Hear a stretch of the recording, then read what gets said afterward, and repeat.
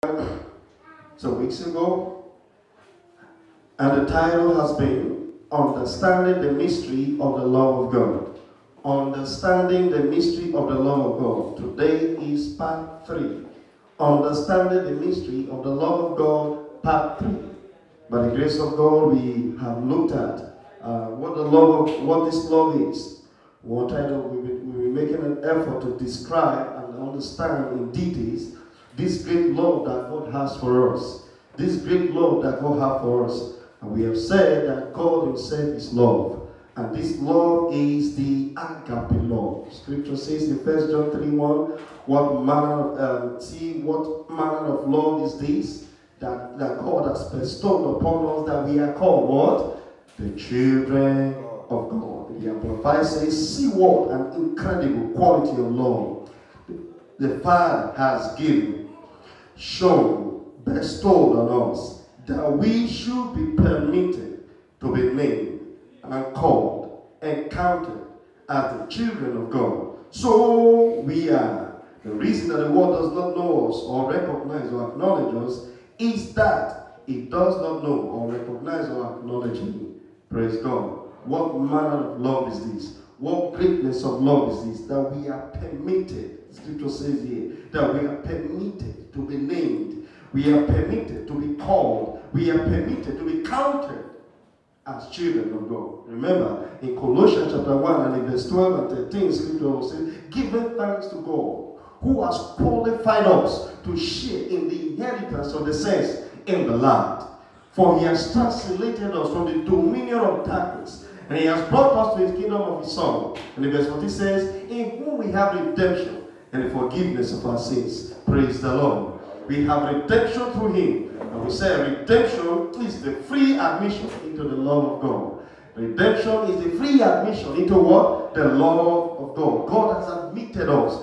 He has permitted us to be named, called, and counted as His children. It's no small thing. We have said over and over again. It is a great thing, a great privilege, because God has brought us into His family. He has brought us to a banquet of love, a banquet of His abundance, a banquet of His overflow, of His goodness, of His mercies, that we may enjoy the abundant life in Christ Jesus. But this is the reason why He came, that we may have life and have it more abundantly. John chapter 10, verse 10. Last week we described why this love of God is so important in the kingdom of God. Why is the love of God so important? We looked at some reasons, about 5 reasons or so, about the reason why this love is so important. We said life in the kingdom is impossible without it.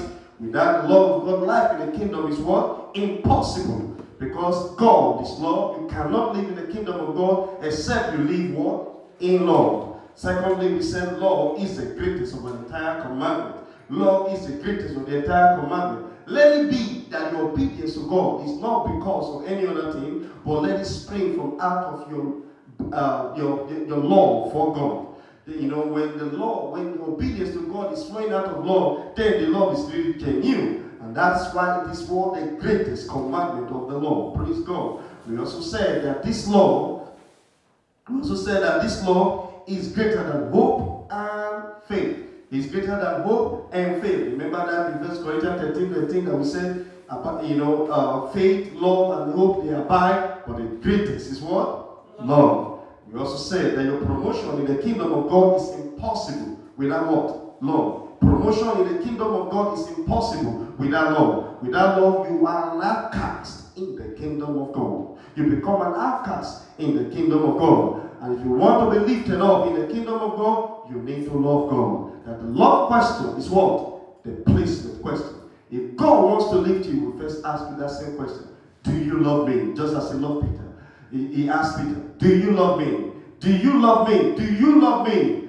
And if your answer is yes, yes, Lord, you know I love you. You know all things.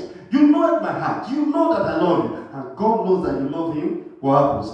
He lifts you up. Promotion is impossible in the kingdom of God without love. And the fifth one was that love is the authentic identification mark of the redeemed. Love is the authentic identification mark of the redeemed. If you see me say you are a child of God, You have to be a child of love because God is love. 1 John 4 verse 8, for God is love. For God is love. We started briefly looking at the characteristics of love. That is where we're going to take off from today. The characteristics of this love. This great love that God has for us. You know, and if we say we love God, then we must love one another. Is that not true? If we say we love God, we must love one another. If you say you fellowship with God in the life, you must, of necessity, show that you love God by loving your fellow man. Praise God. So today we want to look at the characteristics of this love. We started by looking at 1 Corinthians chapter 13. Let's go to that 1 Corinthians 13 that we started looking at. And reading from verse 4, 1 Corinthians 13, reading from verse 4. I want to look at in details a little bit today the characteristics of this great love that we are describing. The agape love, the love of God. 1 Corinthians chapter 13, reading from verse 4. And in the King James Version, the Bible says in verse 4, charity suffereth long and is kind. Charity envieth not. Charity founded on itself. It is not puffed up. Verse 5 says, does not behave itself unseemly, seeketh not his own. It is not easily provoked, taketh no evil. Let's stop at that. I don't look at it from the Amplified Version. That's in verse 4. The Amplified says it this way. Love endures long and is patient and kind. Love endures long and is patient and kind. Love endures long and is patient and kind. Love is never envious, nor boils over with jealousy. Love is not envious, nor does it boil over with jealousy.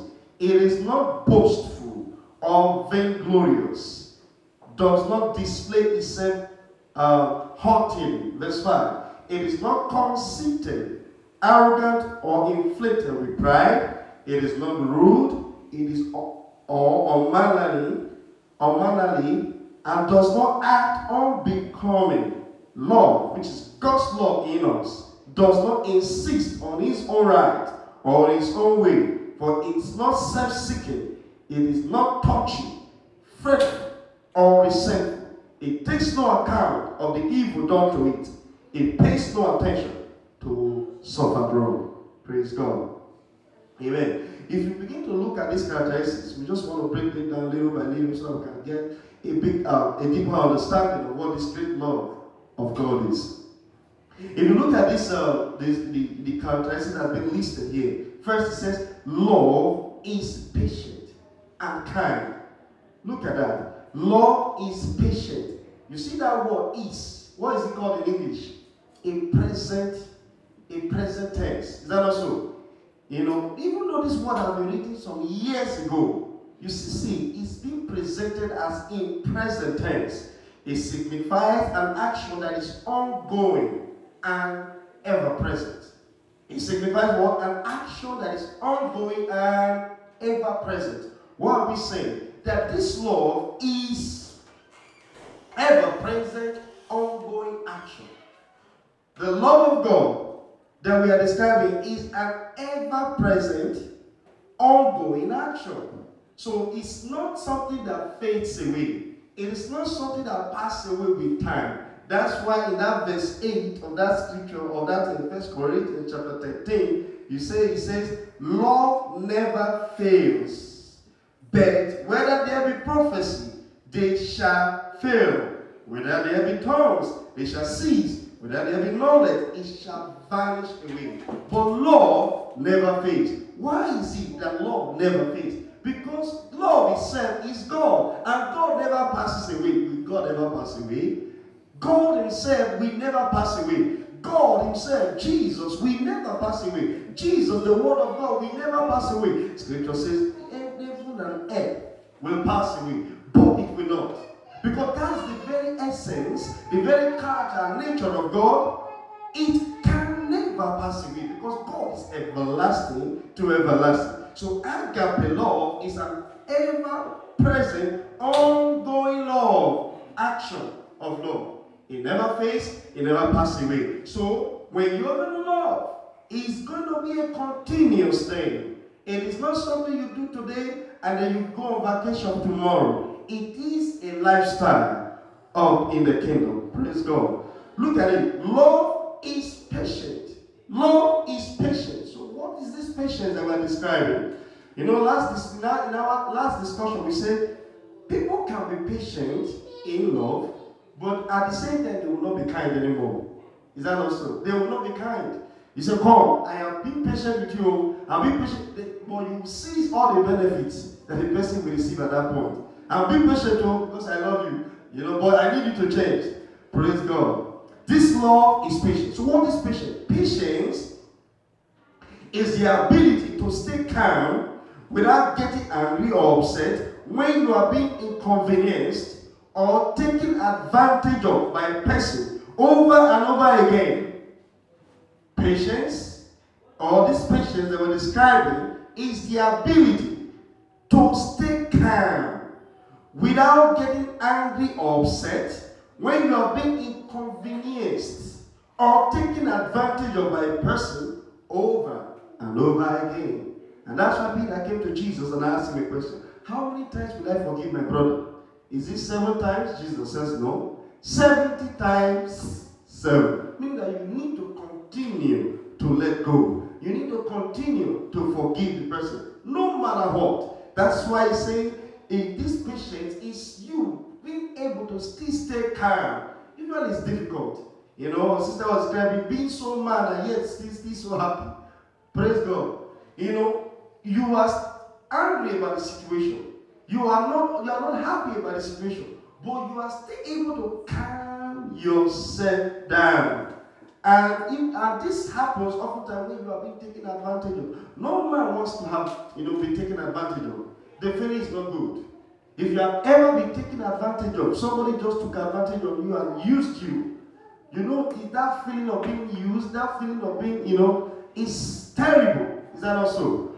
But this love is able to make you bear that thing that is happening. It's making you to come under it. Irrespective of how much this person has taken advantage of you, not just once, not just twice, you are still patient to be able to love this person. Praise the Lord.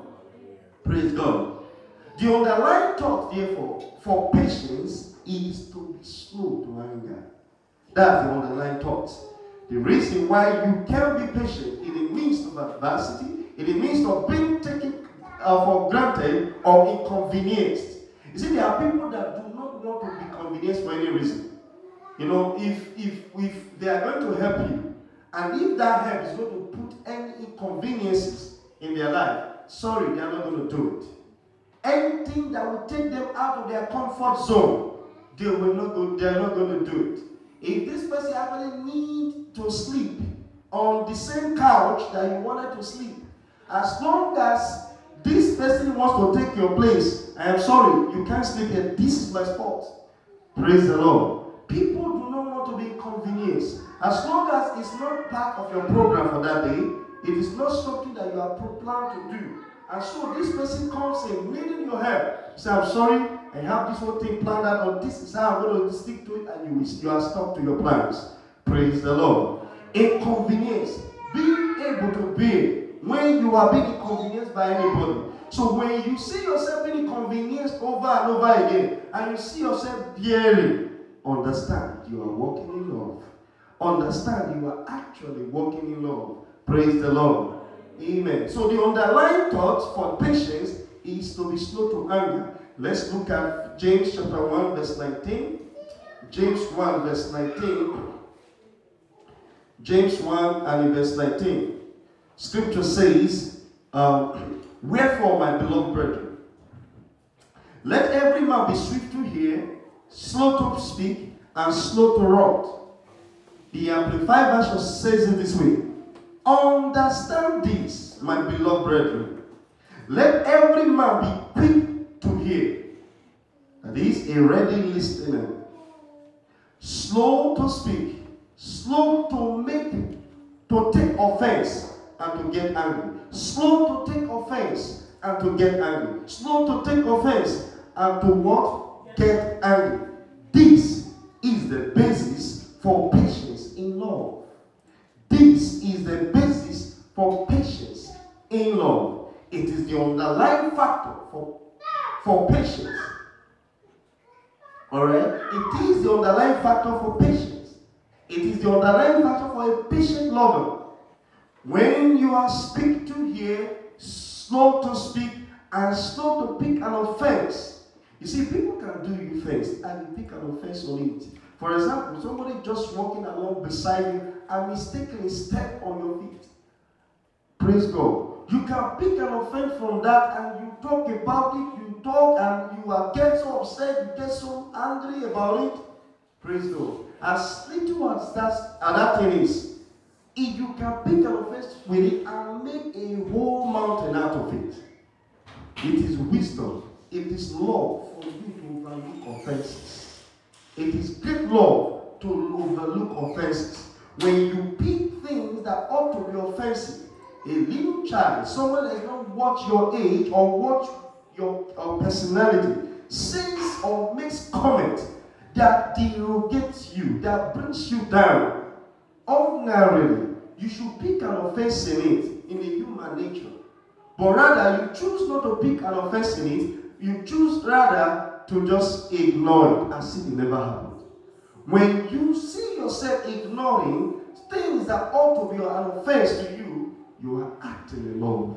It's the love of God that makes a man ignore offenses that could have ordinarily made that person so angry, so upset about the situation. So the basis for patience in love is being slow, quick to hear, slow to speak, slow to take offense or become angry. Love does not seek vengeance in action or retaliation with words. Love, this same love, does not seek retaliation, does not seek vengeance. Because love is patient. This person has offended you. It is clear in the eyes of everyone that this person has offended you. He has done things that is unseemly to you. But this love that is patient, this love that is patient enables you to seek not vengeance with this person. Seek not vengeance with the person. You now rather choose to ignore what the person does. Well, I don't know what the person, you just ignore it. It doesn't matter. It doesn't matter. Praise God. You let go and you let go. Every time you let go and let God like that, you are being blessed for it. You are being blessed for it. You are letting God have the way. You are letting God fight your battles for you. You understand that God never loses any battle. Praise the Lord. It's oftentimes it's like a sign of weakness when you ought to retaliate or you ought to slap the person back that has slapped you. Then you turn on your right ear and say, slap me again. Praise God. It looks as a sign of retaliation. And I was hearing someone say the other day, this is one very weak thing about the Christians. You will be killing them, yet they will be loving you for it. Praise the Lord. He said you will be maltreating them, you will be ill-treating them, yet they will be loving you for it.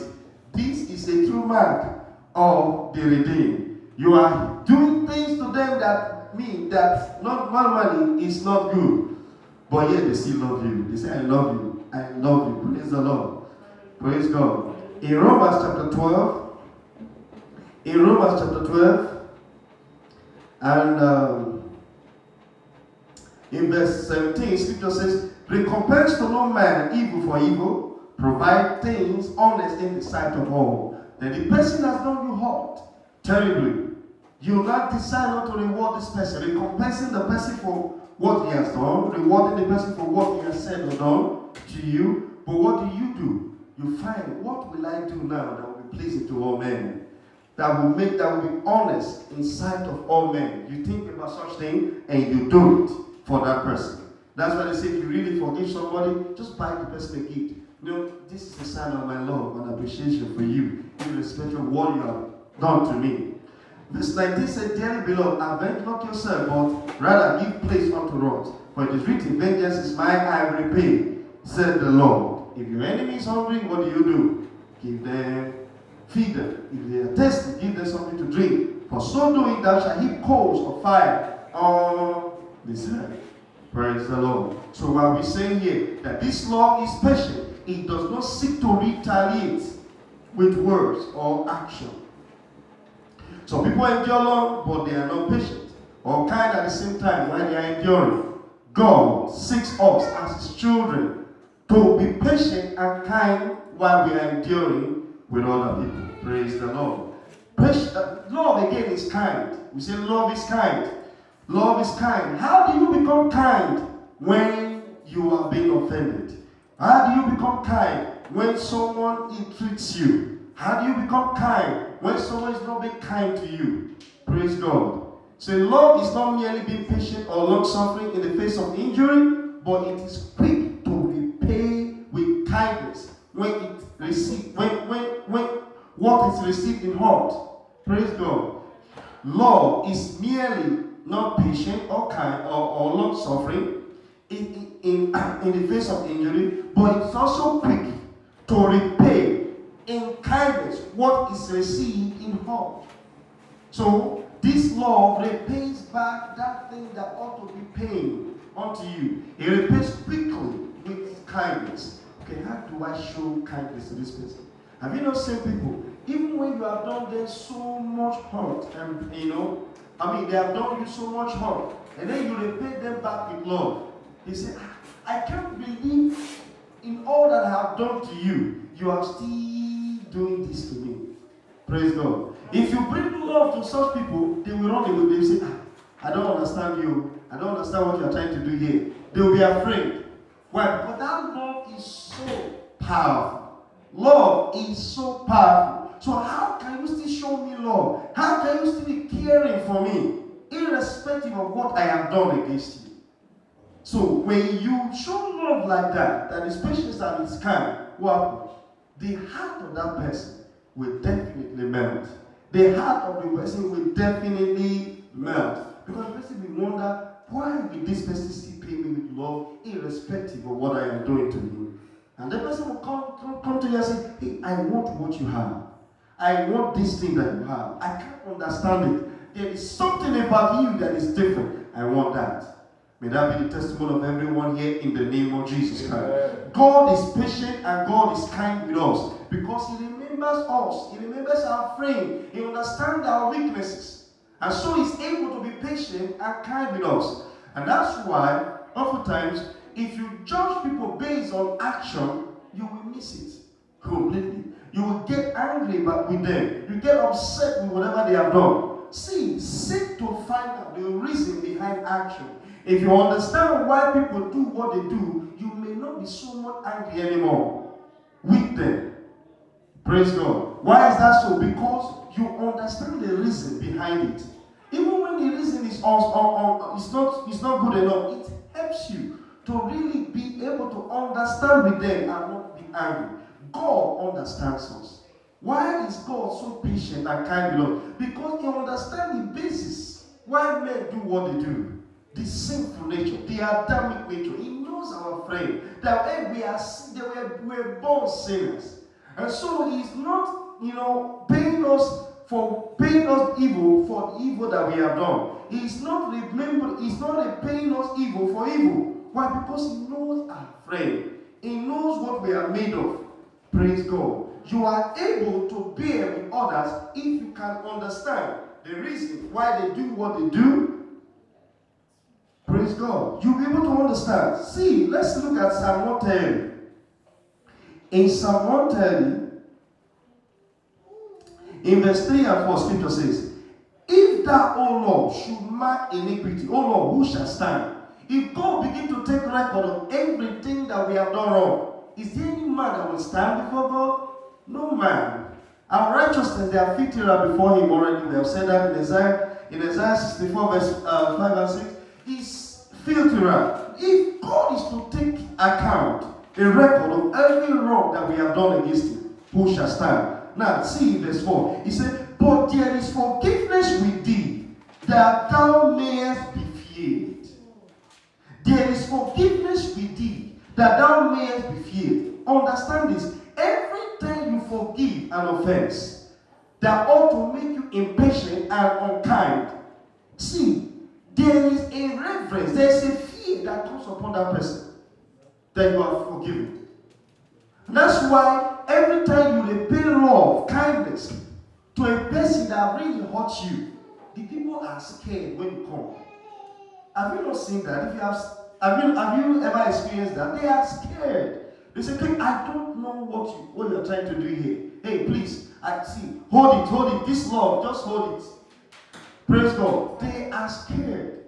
They don't understand it. They are fearful because they don't understand why you want to show them love irrespective of all they have done against you. Praise the Lord. So that see there is forgiveness with God that he may be feared.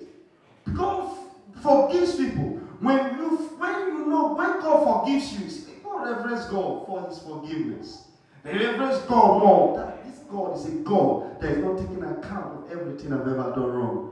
In the same way, God wants you to be able to let go, forgive, be kind and patient.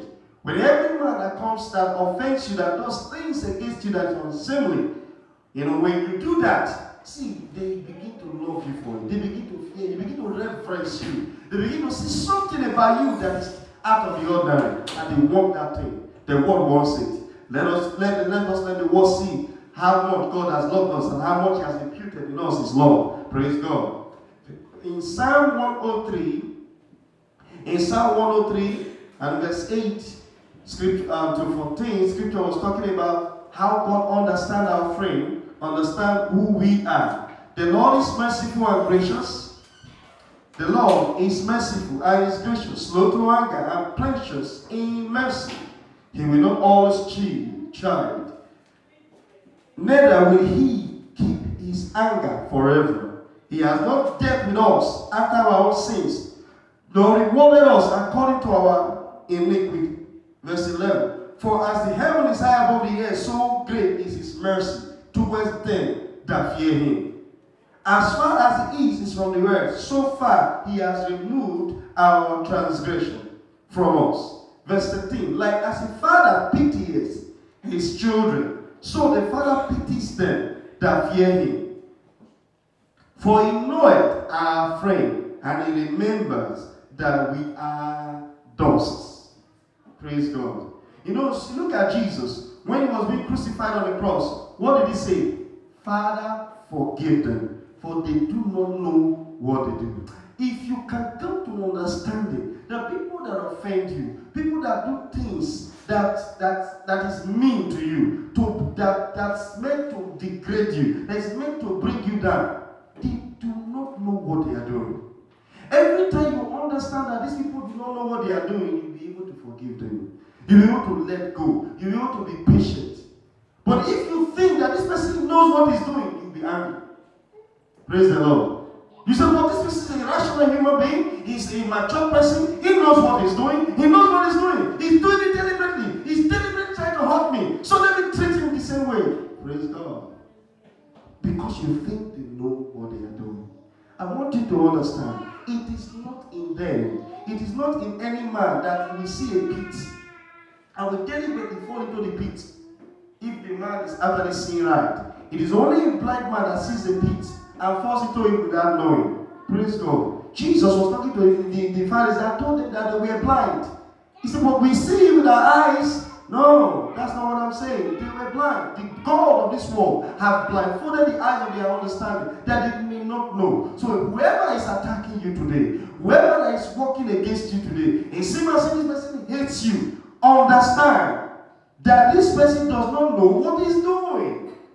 If he really know what they are doing, he will not treat you that way. So if you understand this person does not know what he's doing, what should be your response? You will respond in patience. You will respond in patience, in being slow to anger or to wrath. You will respond by praying for this person. Say, Father, I forgive this person. Everything that is manipulating this person from treating me this way, I rebuke that spirit behind it.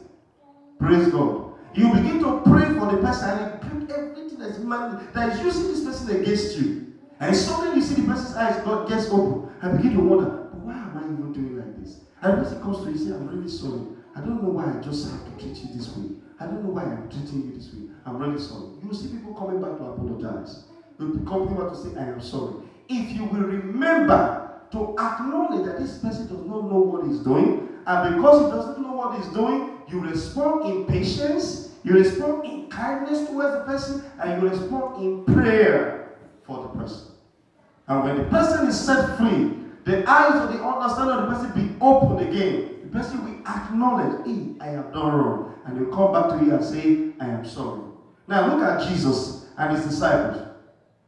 Judas Iscariot was a person who betrayed Jesus, and also he found reason to say that he betrayed Jesus. And he went and to the Pharisees and said, hey, I will sell Jesus to you. And for some small money, he took that money from them and he came to betray Jesus. And Jesus told him, did you betray me with a kiss?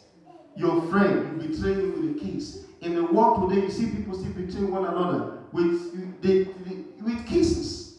You think that kiss is a kiss of love, but the kiss actually is a kiss to betray, to destroy that person. A person goes with another girl, a girl goes with another girl to a house. I say, let us go and visit my very close friend or brother. And then he gets there, he leaves, and then allow that he opens the girl up to be abused.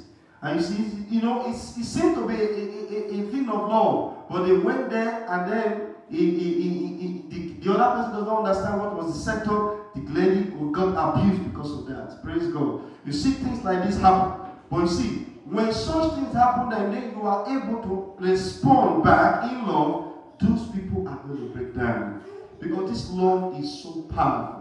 You can't stand it. Let's see Jesus. When Jesus was being betrayed by his very close friend, Judas Iscariot, when he told him, do you betray me with a kiss? He actually did it. He didn't attack him. He didn't say anything to him that would mean that he was retaliating in words. He just submitted. Allowed God to have his way. He submitted himself to God and allowed God to have his way. But what was the impact of that great love? That great love. Remember, when that thing happened, Peter said, no, this cannot happen to my master. He brought out his sword and cut off the ear of the servant. Jesus, in love, still took that ear and was still ministering healing, even when he was being betrayed. He was ministering healing, even when he was being betrayed. When Judas saw this great love, that this man was so full of love, what did he do? In that Matthew chapter 27, and in verse 3, then Judas, which had betrayed him, when he saw that he was condemned, repented himself, and brought again the 30 pieces of silver to the chief priest and the elder, saying, verse 4, I have sinned in that I have betrayed the innocent blood. That they said, what is that to us?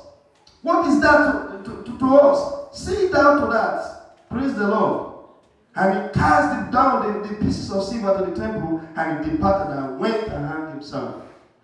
Praise the Lord. Now look at this man. You see the great love that Jesus did not attack him back. He realized quickly that what he has done was wrong. The Bible says he repented in himself. But his repentance was not towards God. He repented in himself and realized what he has done. He came to do a restitution. Take your money back. I know I have done wrong. When you are able to show love and be kind in love to people, no matter what they have done against you, what happened? They will repent. Their heart would melt. And they will acknowledge indeed that what they have done is wrong. That's why I said, is your enemy hungry? Give them food to eat. Give them, if they are thirsty, give them what? Water to drink. By so doing, you will heap burning coals upon their head. You will heap burning coals upon their head. That burning coal is the burning coal of love. It melts the stony heart of the person, and the person submits to you and say, I'm sorry, I know what I have done is wrong. But if you were attacking the person, you see, it becomes even more difficult for the person to be able to return. Praise the Lord. So kindness remembers that sinful people can be expected to exhibit sinful action. Kindness remembers that sinful people can be expected to exhibit sinful action. Kindness helps you to remember the weaknesses in others and tolerate them. Kindness helps you to remember that the weaknesses in other people are tolerated. Praise the Lord. 1 Corinthians 13 verse 5, it says, love endures long and is patient and kind. Love is never envious. Oh, that's the response thing. It's never envious or boils over with jealousy. Love is not envious and does not boil over with what? Jealousy. Love is not envious nor boils over with jealousy. I want to say here that jealousy is the overflow of envy. Jealousy is the overflow of envy. Jealousy is the fruit of an envious heart. Is the fruit of an envious heart. They work simultaneously. They are brothers and sisters. They work together very closely. Praise the Lord. Love is not envious, neither does it overflow with jealousy. Love is not envious, and neither does it overflow with jealousy. Love and jealousy or envy are mutually exclusive events. Mathematician, is that true? Amen. They are mutually exclusive. You know, love and jealousy or envy, they are mutually exclusive. Meaning that they cannot work together. Is that not what it means in Marx? They cannot stay together. They are not compatible with each other. Praise God. So this was a problem that we had in the Corinthian church. You see, in the Corinthian church, you find that the Corinthian church, they were so anointed. The grace of God was manifested in Corinth. Was it not Corinth that Paul kept writing back to, talking about the gift of the Holy Spirit? They were so gifted that when they come together, one have a hymn, one have a word of revelation. See, Paul had to begin to bring order. See, I know people are anointed. See, do it orderly.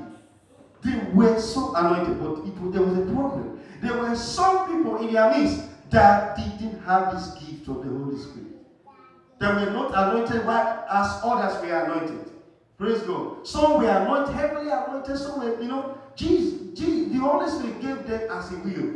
But when this happened, jealousy and envy came up in their midst. Jealousy and envy came up in their midst. And this brought about division in the church. Brought about division in the church. Every time there is jealousy, there is envy leading to jealousy. Well, there is envy. See, jealousy and envy, oftentimes they are being used interchangeably, even in the scripture.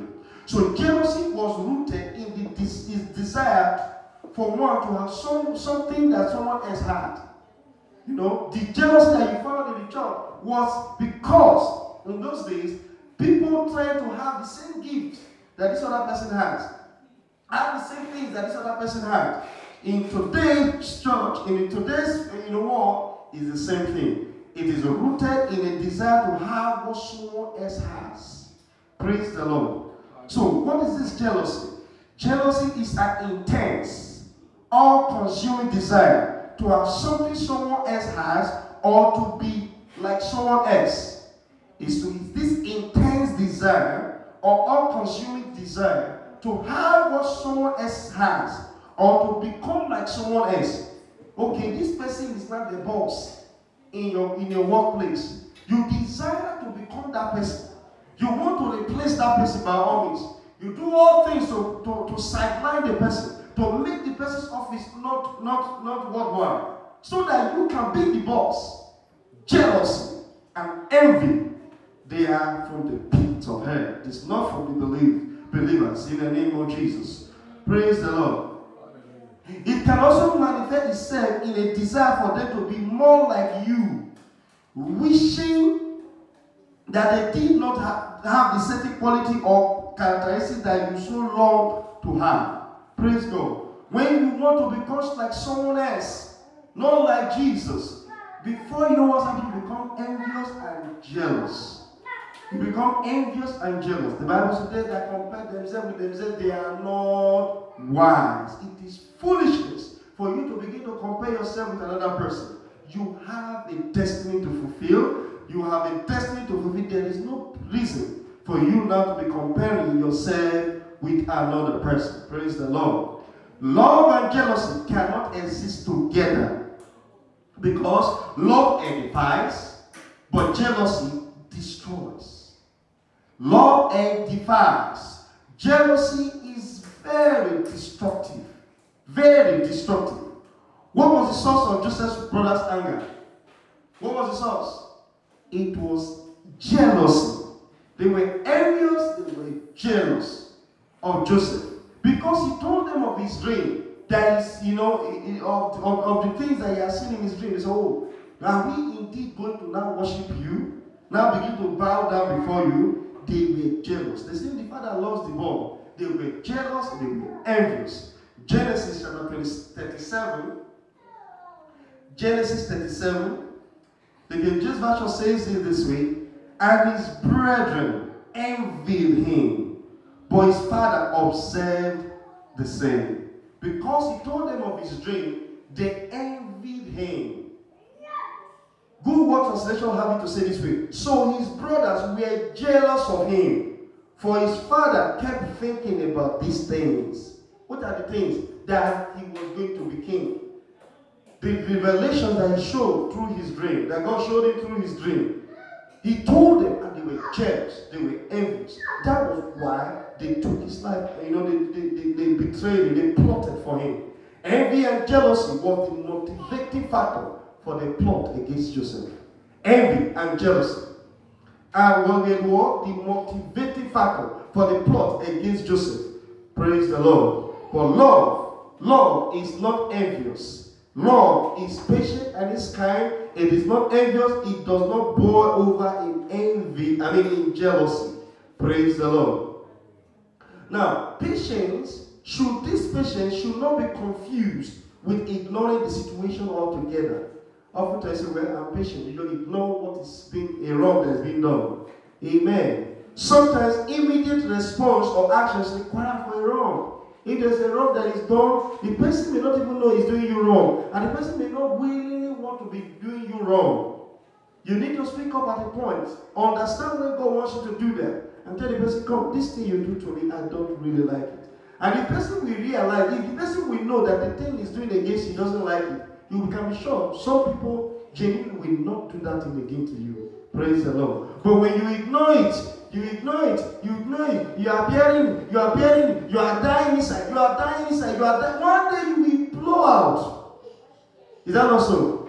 One day you're going to blow out. That's why if you know that you can correct it, go ahead and say something about it. And tell the person, okay, this thing, I don't like it. And the person wants to stop, he will stop. But if the person that deliberately continues to do it, you know that this one is deliberate. Then you just patiently pray for the person and ask God to have his way. Praise the Lord. Amen. So when you ignore situation, when you are actually ought to speak up about it, you are not loving. It is not a demonstration of love for you to ignore some situation that you ought to actually talk about. It is not a demonstration of what? Love. However, your response should be kind and gentle when you are responding to the person. It is not going to be out of anger or wrath. Praise the Lord. You are not truly expressing love until you are slow to anger and respond gently when you are being wronged. You are not truly expressing this love of God, the agape love, until you are slow to anger and respond gently when you are being wronged. Respond in kindness when you are being wronged. Praise the Lord. Amen and amen. So when you see, there are some people that have this mentality of getting even. They want to get even with everybody. When you try to get even, you are not acting in love. So let's look at this envy. We try to look at envy. Envy is a feeling of grudging or a feeling of discontent aroused by the achievement of others. Envy is a feeling of grudging or a feeling of discontent aroused by the achievement of others. We also see envy as a desire to have for yourself something possessed by others. A desire to have for yourself something possessed by others. Envy also can be seen as a discontent at the sight of superiority. You are discontent at the sight of another's superiority or success. Envy is a discontent at the sight of another's superiority or success, accompanied with some degree of hatred or malignity, and often, usually with a desire or an effort to depreciate the person envied. Praise the Lord. Envy is a discontent at the sight of another's superiority or success, accompanied with some degree of hatred or malignity, and often or usually with a desire or an effort to depreciate the person's envied. So oftentimes when you envy people, you try to bring them down. You want to make them feel how worthless they are. You want to depreciate these people. Praise the Lord. So love does not do this. Hebrews chapter 13 verse 5 says, Hebrews 13:5, let your conversation be without covetousness, and be content with such things as you have. For he has said, I will never leave thee nor forsake thee. So God desires us in love to be content with whatever position you are, and in thanksgiving, trusting him for a greater position. Not envy another person that has it and want to be that person. That is not active in the love of God. Envy is one of the work of the flesh. We realize that. And that's in Galatians chapter 5, verse 19 to 21. And in verse 21, he specifically said, envying. Envying is one of the characteristics of the flesh. It means when you see yourself being envious and jealous, understand that your flesh is very active, because the whole flesh is still very much there. Why? Because the fruit is manifested through your life. Envy makes people silly and will eventually destroy them. Envy makes people silly and will eventually destroy them. And that's why it is wrong. Oftentimes, when you tell your child, you silly, you see, they tell you silly child, silly. That silly thing is not good. Because a silly person is a person that is like a coward who can never make up his mind. Praise God. So envy technically makes you a coward. It makes you a person that lacks judgment. May that not be our portion in the name of Jesus. In Job chapter 5 verse 2, in Job chapter 5 verse 2, scripture says, for wrath killeth the foolish man, and envy slays the silly one. Envy will slay the silly one. Envy is very destructive. It's very destructive. It is not from God at all. Praise the Lord. Envy is worse than anger and wrath. Envy is worse than anger and wrath. In Proverbs 27 verse 4, Proverbs 27 verse 4, the King James Version have it to say this way. Wrath is cruel. Anger is outrageous. But who is able to stand before envy? If wrath is cruel, anger is outrageous, who is able to stand before envy? Envy is so destructive. It is worse than anger and wrath. The easy to read version have it to say this way. Anger is cruel and can destroy like a flood. But jealousy is much worse. It is worse than anger. The Good News translation have it to say this way. Anger is cruel and destructive, but it is nothing compared to jealousy. Amen. Jealousy, which is the overflow of what? Envy. It is nothing compared to it. That's what the Bible says. Love is not envious. Neither does it boil over in jealousy. Praise the Lord. So envy will make you see mistake of others. Will make you see the mistake of others and not the good in others. Envy will make you a fault finder. You want to see everything that will bring the person down. And I've said over and over again in this place, let us not be fault finders. Let us be what? Be pathfinders. Find a path for people, even when they are doing what is wrong. Be path. Envy will make you see the mistakes of others and not see the good in them. Envy will make you wish death for someone you once celebrated as your love. You're a very loving person, your loving husband or wife, or children, or neighbor. Envy will make you want their death. It's as destructive as that. May none of us be found envious in the name of Jesus. Amen. Mark chapter 15, and in verse 9 and 10, you see that about Jesus. But Pilate answered them, saying, will ye that I release unto you the King of the Jews? For he knew that the chief priests had delivered him for envy. Amen. Jesus came to do things that they have never seen before. He healed the sick, he raised the dead, the lame walked. Things, miraculous signs and wonder was happening. He taught like one with authority. The chief priests, they have never seen such thing. They admired him, but I got to a point they now envied him, to the point of wishing his death. Hallelujah. Envy is as destructive as that. So do you see yourself always arguing against whatever has been said about someone else? Amen. Do you always see yourself doing that? Or find fault with everything what someone else has to say? When you see yourself always trying to argue, the person will say, it is good. You say, no, why did you say it is good? I don't think it's actually good. It is, you always find, you punctuate the statements. Always find a reason to find fault with anything the person is doing. You are being envious. You are envying what the person is doing, or the position the person has, or the grace that is upon the person's life, or whatever the possession that the person has. And that's why, because you don't want to acknowledge them, you find fault with them. You argue with them. You don't want to agree with them.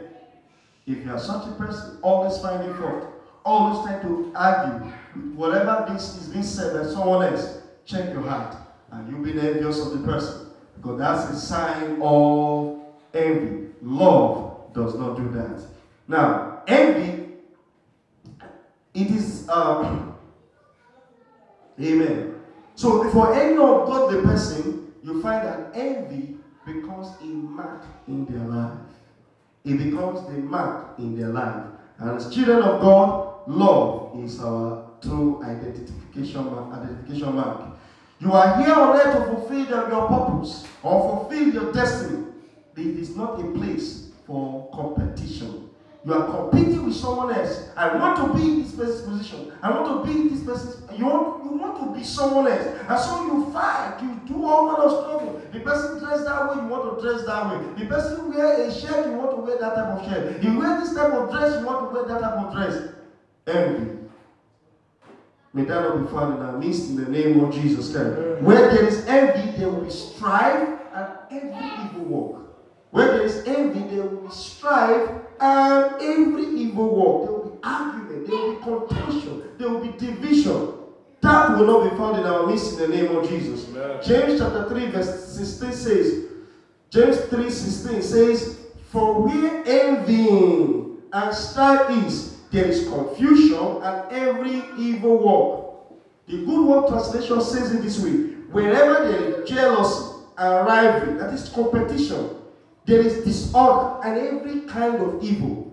There will be no form of rivalry or competition in this place in the name of Jesus. Amen. Praise the Lord. We will complement each other in the name of Jesus. Amen. So people serve God out of envy. This is short of the loving relationship God desires from you and I.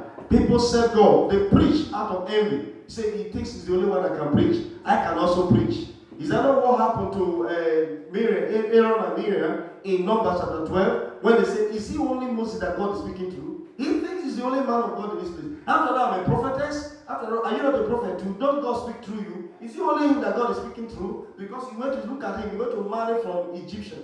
From Ethiopia. Is that where God asked us to marry? And he says he hears from God. How can he hear from God and then be married from such a place? God said we should marry from our own people. And he calls himself a man of God. Envy. What happened? God down immediately and struck her with what? With leprosy. There are many leprous people moving around, spiritually leprous people moving around today because they just can't accept another person being above them. Amen. May that not be found in our midst in the name of Jesus Christ. Envy will make you want to destroy completely. Praise God. It is worse than anger and wrath. It is, whenever it is present, there is strife and every evil work. Praise the Lord. Philippians chapter 1 verse 15 says, some indeed preach Christ, even of envy and strife, some out of goodwill. Just imagine, because the gospel of God that utterly pray, the power of God unto salvation for those who believe. How could someone still go out preaching it because of envy? Praise God. The envy another person that has been doing the work, healing, delivering, setting free, says, is he only him that is doing it? Me, I'm also anointed. Me, I'm also a man of God. Let me also preach. Are you the only one that is always talking? I want to also talk. Envy is destructive. It's not of God. It is of the devil. May we not be found in it in the name of Jesus. Amen. Praise the Lord. Hallelujah. Praise God. The good news, easy to read version has to say in Philippians 1:15. He said, so people are telling the message about Jesus, of Christ, because they are jealous and bitter. Others do it because they want to help. May we do the work of God because we want to help, not because you are jealous or envious of another person. Praise the Lord. Love is not envious. Love is not envious. Simply means love does not wish evil of anyone. Love does not wish evil of anyone. Knowing that wishing other people's success is the secret for your success. When you can support another person to be successful, understand you're actually making yourself a success. When you say, I don't want to support that person, I don't want to support my boss, at the end of the day, you are not supporting yourself. Praise the Lord. The extent to which you are ready to help others succeed is the degree of your success. The extent to which you are ready to help others succeed is the degree to which you also will succeed. Praise the Lord. Envy will not want you to see that. Romans chapter 12 verse 15 says, rejoice with them that do rejoice, and weep with them that weep. Praise God. The Amplified says it this way, rejoice with those who rejoice, sharing others' joy, and weep with those who weep, sharing others' grief. As long as the other person is happy, they are not happy. Everyone that says that is not happy because you are happy, God will visit them in the name of Jesus. I say God will visit them in the name of Jesus Christ. Can we rise up to our feet? Father, we give you praise. Thank you for a time like this. I want you to just appreciate God for His word. Thank God for what He has spoken to us today. His love is patient and is kind. His love is not envious. The love of God is not envious. It doesn't boil over with jealousy. Lord, I give you praise for this great love you have given us. The Bible says the hope does not disappoint us, for the love of God has been poured out fresh into our heart by the Holy Spirit. Lord, thank you for this great love you have poured into our heart. The love that is free from getting evil. The love that is free of envy and jealousy. This love that is kind and is patient. Begin to give God praise for this love He has poured into your heart already. Scripture says this hope does not disappoint us. For the love of God has injected into our heart, has been imputed to our heart, has been poured, has been shared into our heart by the Holy Spirit. Lord, I thank you for your love.